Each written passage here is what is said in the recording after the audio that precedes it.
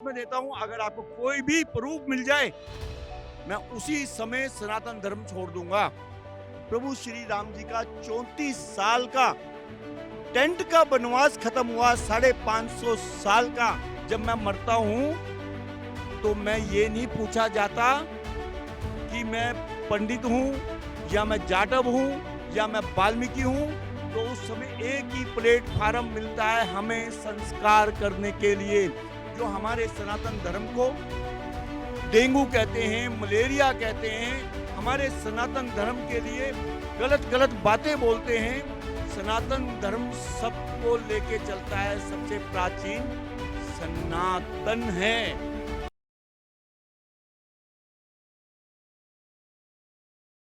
नमस्कार, मैं सचिन कुमार और आप देख रहे हैं सौगन टीवी। जैसा कि अफवाह है या सच है, बताया जाता है लोगों के द्वारा कि राम मंदिर जो बना है उसमें जो दलित या निचले स्तर के लोग हैं उन्हें एंट्री नहीं दी जाती है। अब हम जनता से राय लेंगे, क्या लगता है ये सच में ऐसा हो रहा है या फिर सिर्फ एक अफवाह उड़ाई जा रही है जानबूझ के राम मंदिर के बनने से? क्या लगता है सर? जैसा कि अफवाह अफवाह है या सच है हमें नहीं पता इस चीज़ का, कि बताया जाता है कि निचले स्तर के या निचले कास्ट के जो लोग हैं उसे एंट्री नहीं दी जाती, पूजा पाठ के लिए अछूत या पता नहीं क्या-क्या माना जाता है। देखिए, सबसे पहले तो मैं आपको बता दूं, प्रभु श्री राम जी ने जब मतभेद नहीं करा, हम कौन होते हैं मतभेद करने वाले? आज रामलला जी के स्थान पर जो भव्य राम मंदिर की स्थापना हुई है, 550 साल का सपना साकार हुआ और उसके अंदर जो मंत्र उच्चारण करे गए, जो मंदिर की जो प्रतिष्ठा को लेकर के यज्ञ करा गया, उसके अंदर सारे समाज के लोग थे।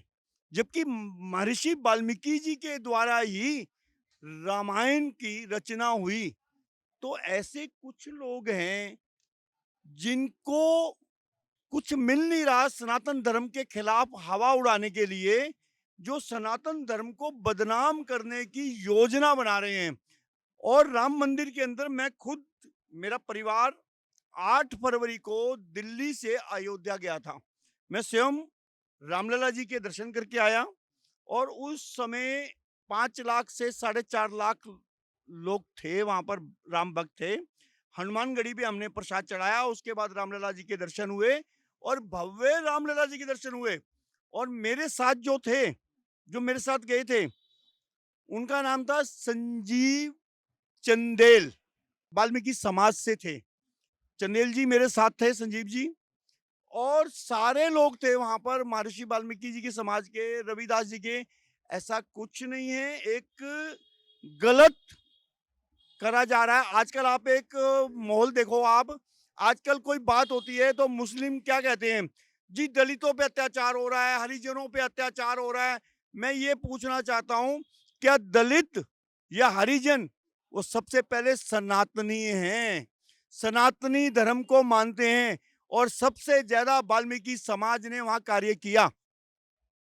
अगर अगर ऐसा मतभेद होता, आज तक 1947 के बाद आज तक महर्षि वाल्मीकि के नाम से इन्होंने कोई बनाया, ये जो लोग आज बोल रहे हैं महर्षि वाल्मीकि जी के नाम से, वाल्मीकि जी के नाम से महर्षि वाल्मीकि जी धाम एयरपोर्ट अयोध्या में बना।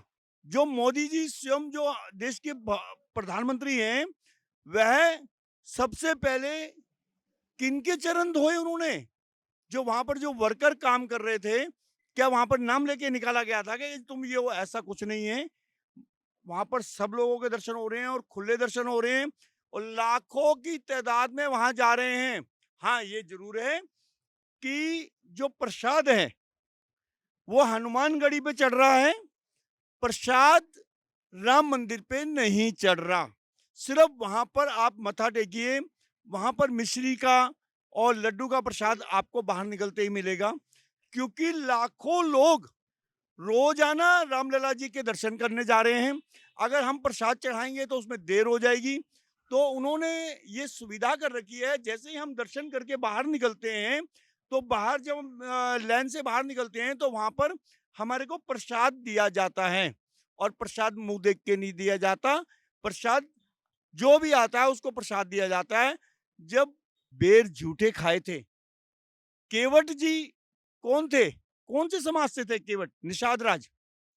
और आप ये मुझे बता दीजिए कि ये जो आज गलत-गलत बातें बोल रहे हैं, यही लोग हैं ना, जो रामायण के बारे में महर्षि तुलसीदास जी के बारे में गलत-गलत बोल रहे थे, ये वही लोग हैं। गिद्धराज जी का संस्कार प्रभु श्री राम जी ने किया। राम जी ने जब लंका पे चढ़ाई चालू करी, तो उन्होंने किनको लिया? सब छोटे-छोटे सबको लिया, भालुओं को लिया, बंदरों को लिया, सारे समाज को लेकर के उन्होंने करा। तो ये गलत बात है। ये कुछ लोग अपना फायदा उठाने के लिए 2% लोग हैं। मैं शैलेंद्र शर्मा आपको बिल्कुल लिख के देता हूं कि ऐसा कुछ नहीं है। प्रभु श्री राम जी के दर्शन, जितना हक सबका है, सबसे पहला हक हमारे पिछड़े समाज का है। गांधी जी ने बोला था ना, हरिजन। हरिजन का मतलब क्या होता है?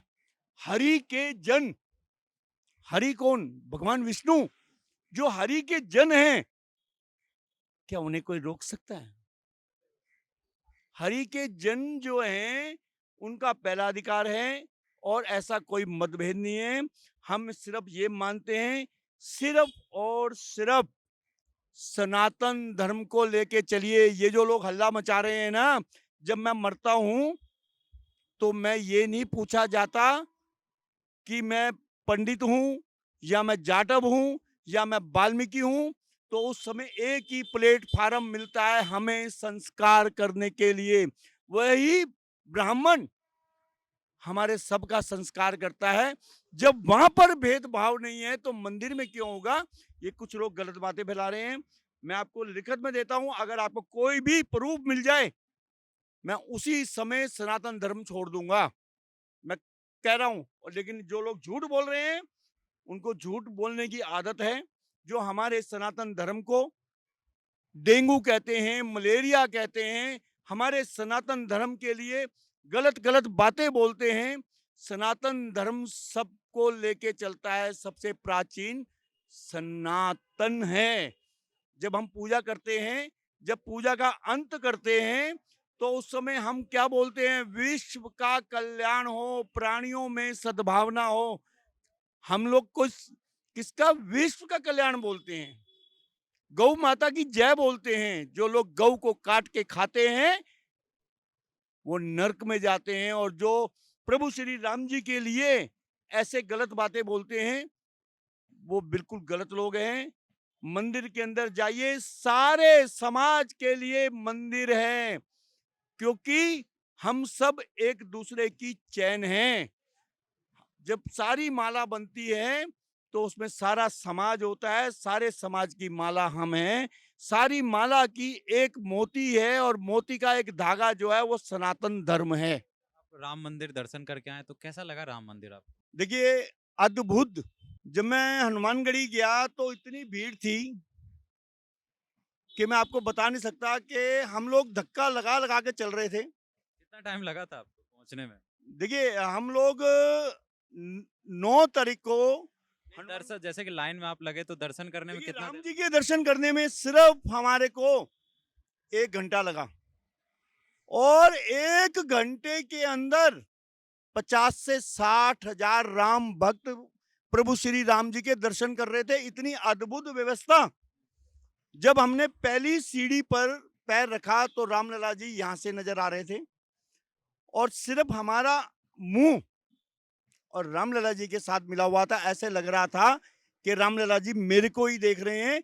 और सीधे सीधे हम गए, रामलला जी के दर्शन हुए, और आंखों में से ऐसे आंसू निकल रहे थे कि प्रभु श्री राम जी का 34 साल का टेंट का वनवास खत्म हुआ। 550 साल का मंदिर की स्थापना का वनवास खत्म हुआ। हमारी 5 पीढ़ियां प्रभु श्री राम जी के मंदिर की इंतजार करती करती परलोक चली गई।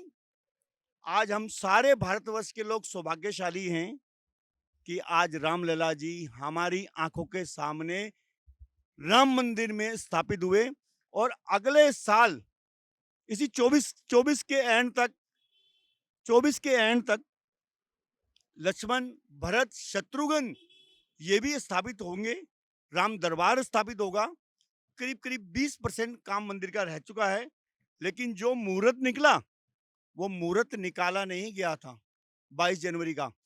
ये मुहूर्त हजारों साल पहले महर्षि वाल्मीकि जी की रामायण में, तुलसीदास जी की रामायण में ये मुहूर्त निकल चुका था, और उसी मुहूर्त पर रामलला जी का मंदिर की पुनर्स्थापना हुई। ये जो मुहूर्त था ये किसी ने निकाला नहीं था। हजारों साल पहले ये रामायण में महर्षि वाल्मीकि जी ने और तुलसीदास जी ने रामचरितमानस में ये लिख दिया था, और उसी अनुसार रामलला जी का मंदिर का शुभ आरंभ हुआ और रामलला जी विराजमान हुए। मैं सबको बोलता हूं, जाइए, रामलला जी आपके सामने हाथ पसार के खड़े हैं।